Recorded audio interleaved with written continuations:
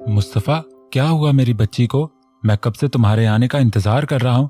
कितनी बार इन सबसे पूछ चुका हूँ, लेकिन कोई भी खातिर खा जवाब नहीं दे रहा। सब बोल रहे हैं सब ठीक है, मैं फिक्र ना करूं। भला मैं कैसे फिक्र ना करूं? मेरी मासूम बच्ची के साथ पहले ही कितना कुछ हो चुका है। मुस्तफ़ा के आते ही वो उसके सर हो लिए।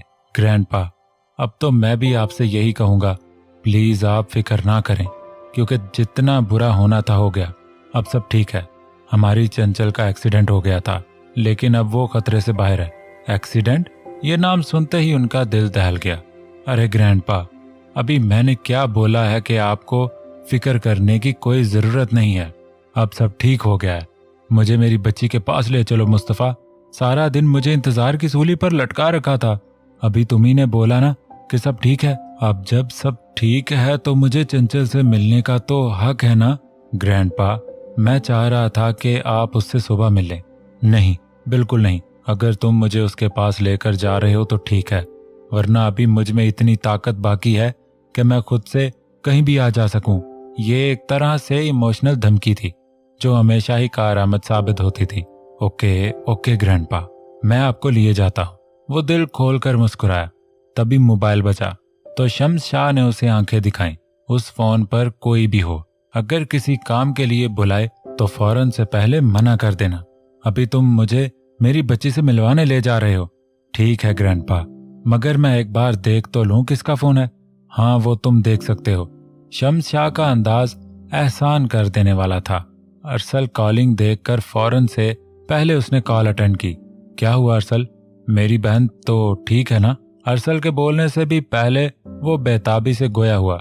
नूर ठीक है, आपको बुला रही है। मुझे ऐसा लगता है उसकी याददाश्त आ गई है।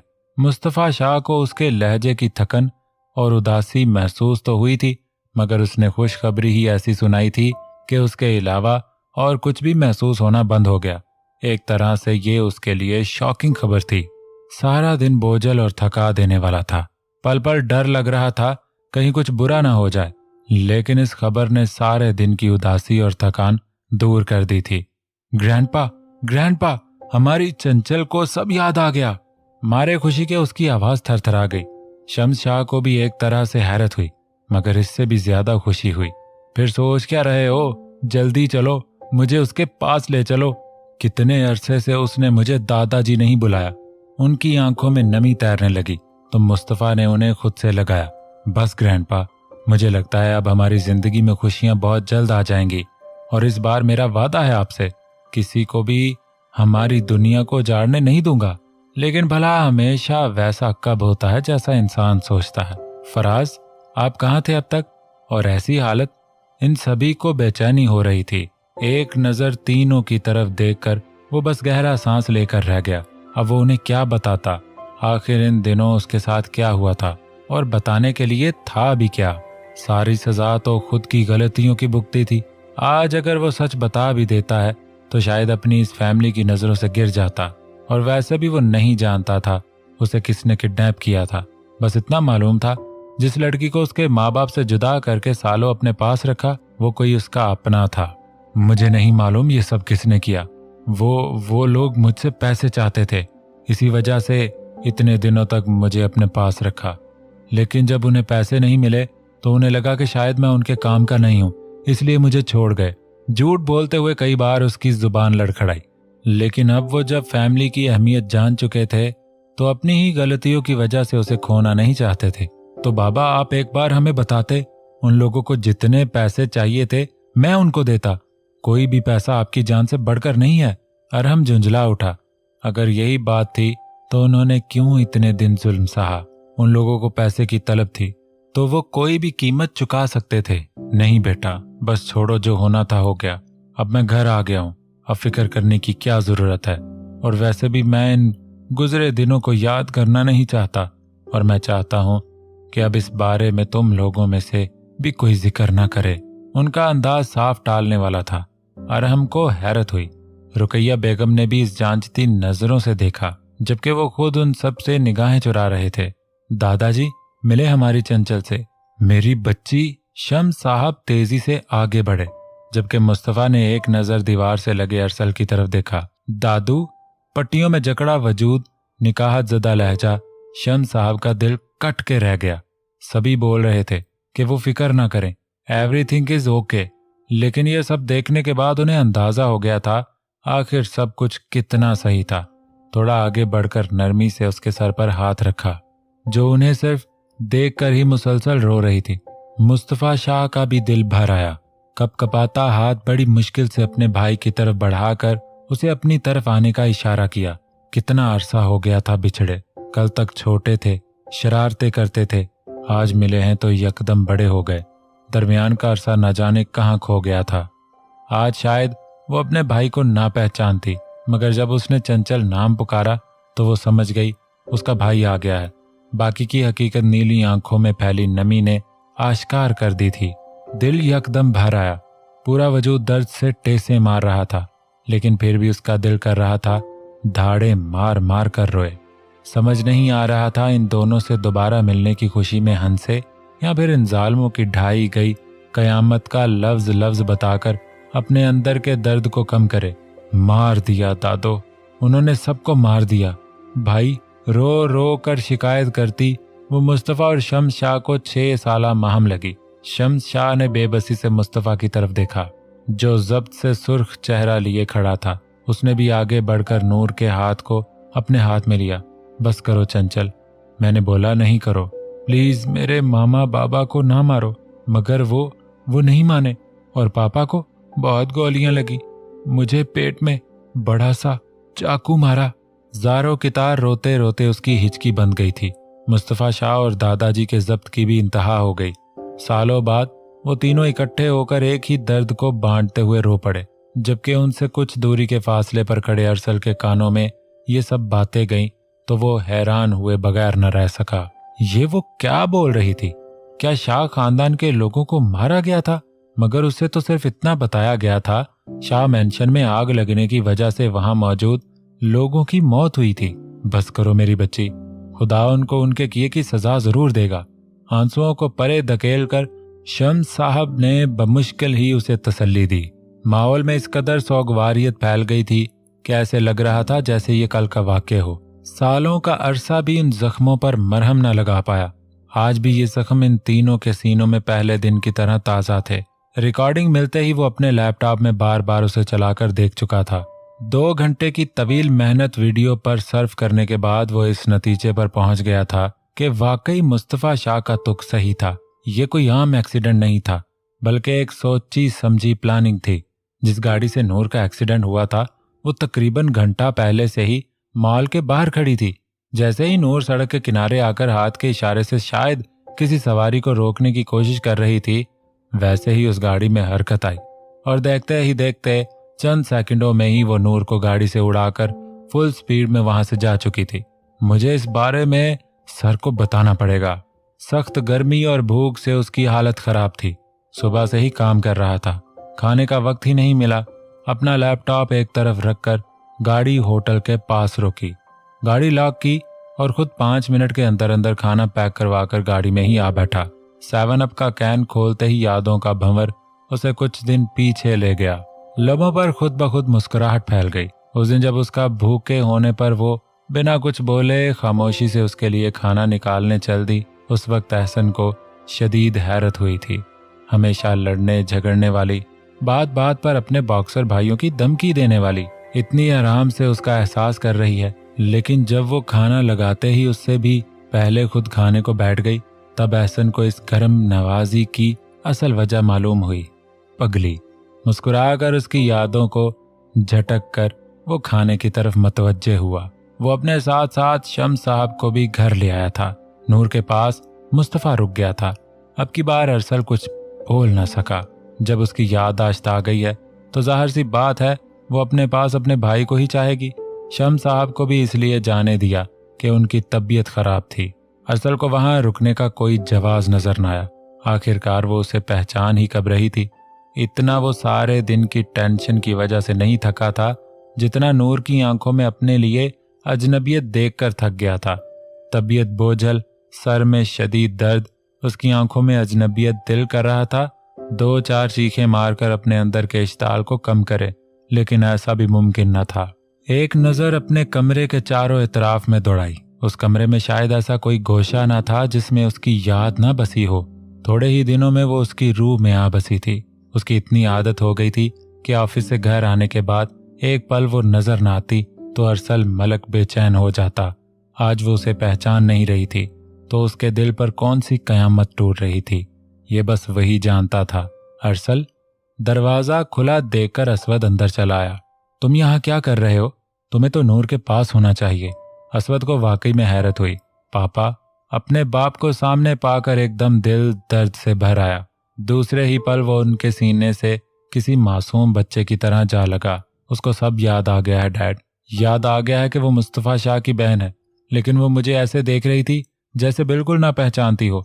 उसके लहजे में डर, कपकपाहट महसूस करके असवद का भी दिल बैठने लगा। सबसे पहले तो यही खबर हैरान कुन थी कि उसे सब याद आ गया है। अरसल, अरसल मेरे बच्चे, इस तरह उदास क्यों हो रहे हो? ये लो पानी पियो। उसे खुद से अलग करके बेड पर बिठाया।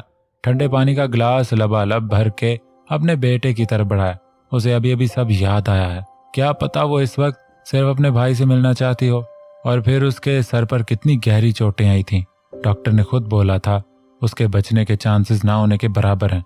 वो मौत से लड़कर आई है। हो सकता है वो सदमे में हो सकता है अपनी गुजरी जिंदगी याद आने पर वो जिंदगी के बारे में फिलहाल सोचना ना चाहती हो। इस तरह बिना पूरी बात का पता किए उदास नहीं होते बेटा, सब अच्छे के लिए होता है। हाँ पापा, आप बिल्कुल ठीक कह रहे हो। मुझे पुरसकून होकर सोचना होगा। वो बीमार है, मुझे उसे प्यार से हैंडल करना होगा। अगर उसे मैं भूल भी गया हूं तो कोई फर्क नहीं पड़ता। बीवी है वो मेरी, मुझसे बेहतर कोई नहीं समझ सकता उसे कैसे हैंडल करना है। असवद के तसल्ली देने पर वो कुछ पुरसकून हुआ और समझाने पर सब चीजें ठीक नजर आने लगीं। That's like my good boy. Aswad ने मोहब्बत से उसके बाल बिगाड़े तो वो मुस्कुरा उठा। अब तुम आराम करो ताकि फ्रेश होकर अच्छा सोच सको। हेलो। पहली बेल पर ही कॉल पिक कर ली गई थी। मेरे फोन का इंतजार कर रही थी। वो शौक हुआ, नहीं तो वो भी रूप असवद मलक थी, साफ मुकर गई। वैसे तुम बोल सकती हो कि शाह आपकी याद बहुत सता रही थी। हाँ, ऐਵੇਂ ही खुश फहमियाँ। एक बार फिर मुस्तफ़ा शाह की शौकी पर उसने नाक से मक्खी उड़ाई। अच्छा सुने, आप घर कब आएंगे? लहजे में फिक्र साफ आया थी। मुस्तफ़ा शाह अंदर तक सरशार हो गया था। वो चाहे खुद को कितना ही होशियार समझ ले, लेकिन उसका भोलपन किर्रत से वर्षे में मिला था। चालाकी में भी कुछ न कुछ ऐसा कर जाती थी कि उसके दिल का हाल समझने में एक पल नहीं लगता था। सुबह आऊंगा, आज नूर के पास रुकूंगा। उसे सब याद आ गया है। उसने पहचान लिया है कि मैं उसका भाई हूं। तुमने ठीक कहा था, जो होता है अच्छे के लिए होता है। और देखो, इस एक्सीडेंट की वजह से मुझे मेरी बहन वापस मिल गई। वो जज्ब के आलम में गोया हुआ। मुबारक हो आपको। वो भी ये खुशखबरी सुनकर दिल से खुश हुई थी। फिर अचानक अपने भाई का भी ख्याल आया। सुने अरसल, भैया कहाँ हैं? वो रुकने वाले थे ना नूर के पास। रुकने वाले तो थे, मगर अब चौके। समझ सकती हूँ। आप थोड़ा आराम कर लीजिएगा।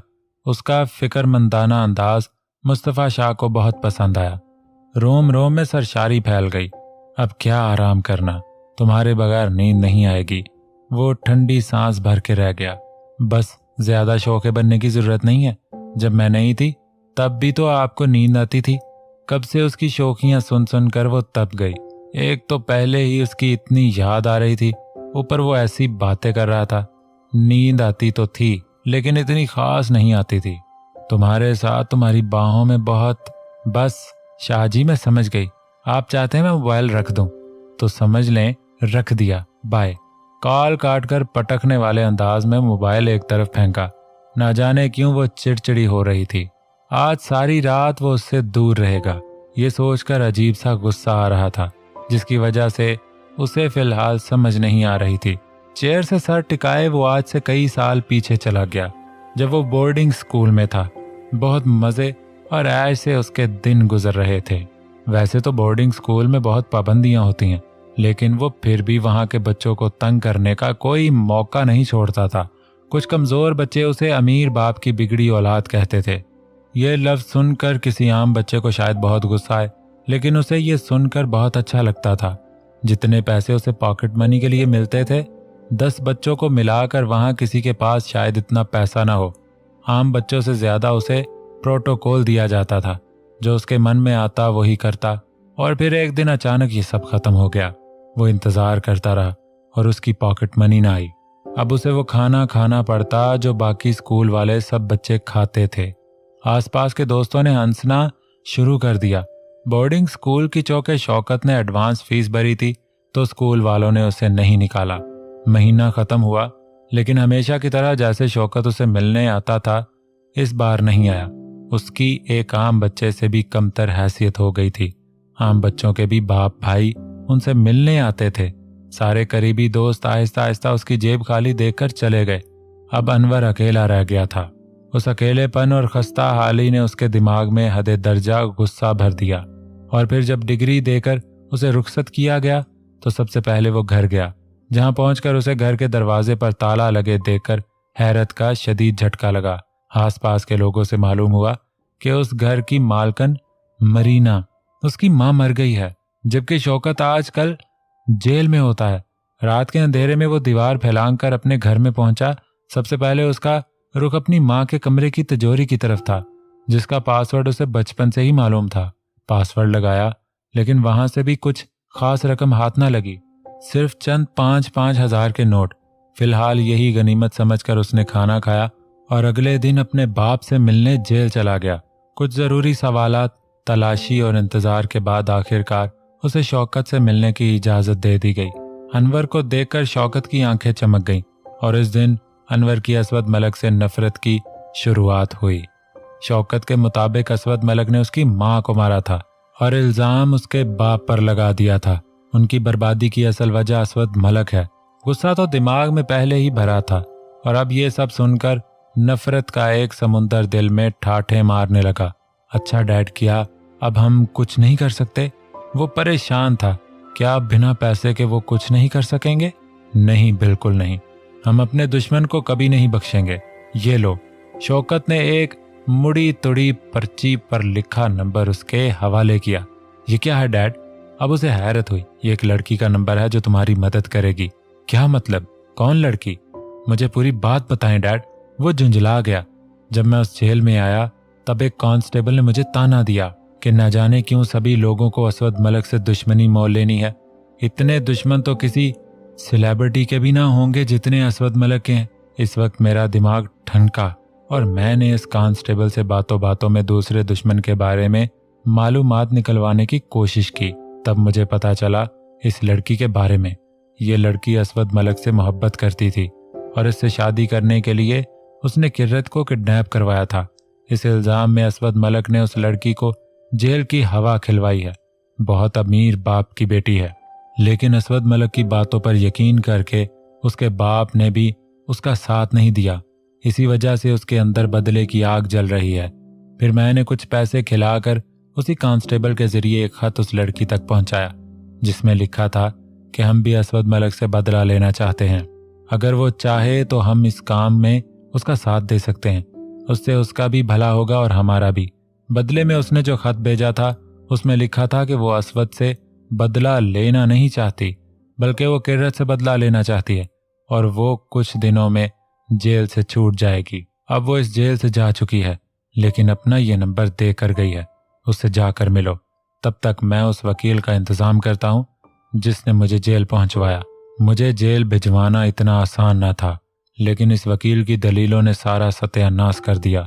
मैंने सुना है उस वकील की वजह से और भी बहुत से लोग इस जेल में हैं। मैं उनमें से कुछ असर और रसूख वालों को तलाश करने की कोशिश करता हूँ। उनमें से 2 भाई मेरी नज़र में हैं। देखते हैं अगर कुछ काम बन जाता है तो। अपने बेटे को बदले की राह पर चलाकर अब वो पुरसकून था। 2 साल बाद वो दोनों भाई दुराब और जरियाब भी जेल से बाहर आ गए थे। इस दरमियान शौकत ने इन दोनों को आईने में उतार कर अपने बेटे के बारे में भी बता दिया। लेकिन जब वो अनवर से मिले तो उसे पता चला वो भले इस वकील से बदला लेना चाहते थे, लेकिन इन दोनों के पीछे किसी बहुत बड़े आदमी का हाथ था जो इस मामले में पूरी तरह से इन सबको सपोर्ट करेगा। उसे नहीं मालूम था वो इंसान कौन है और ना ही वो कभी उससे मिला था। बस फिर वकील को मारने का प्लान तैयार हो गया और जब वो 4 लोगों के साथ उसे मारने निकला तो वहां जाकर उसे मालूम हुआ उन सब का प्लान सिर्फ वकील को नहीं बल्कि उस सारी फैमिली को मारने का था। जिंदगी में पहली बार वकील को गोली मारते हुए उसके हाथ कांपे थे, लेकिन उसकी गोली से वो वकील नहीं मरा था, बल्कि वकील को तो असल में उस इंसान ने मारा था जिसका चेहरा भी उनमें से किसी ने नहीं देखा था। फिर उन सब के पीछे पुलिस बहुत बुरे तरीके से लग गई। जिस फैमिली को खत्म किया गया था वो कोई आम फैमिली ना थी। उसके बाद वो सब पाकिस्तान छोड़कर अपने अपने धंधे पर चले गए। इस दरमियान वो ये बिल्कुल भूल गया था कि इस वक्त असवद मलिक से बदला लेना चाहता है। इस कारनामे को सर अंजाम देने के बाद वो सीधा शौकत के पास गया और सारा वाकया उसके गोशगुजार कर दिया, जिसका शौकत पर कोई खातिर खा असर ना हुआ। वो तो पहले भी किर्रत के बाप का खून कर चुका था। अपनी बीवी को मौत के घाट उतारकर बेटे को दर दर की ठोकरें खाने के लिए छोड़ दिया था। भला उसके दिल में कहां से रहम आएगा। शौकत ने उस वक्त उसे फरार हो जाने का सुझाव दिया। अनवर को उनका साथ देने पर जो भारी कीमत मिली थी वो भी उन्हीं पैसों की मदद से अमेरिका जा बसा। शौकत को आज़ाद होने में अभी काफी वक्त था, इसीलिए इस वक्त पाकिस्तान से उसका चले जाना ही ठीक था। इसी बदले ने अनवर को 18 साल की उम्र में एक कातिल बना दिया था। अमेरिका जाने के बाद उसे एक लड़की पसंद आ गई, लेकिन बाद में उसे मालूम हुआ उस लड़की की पहले से एक बेटी है जिसका नाम अमल है।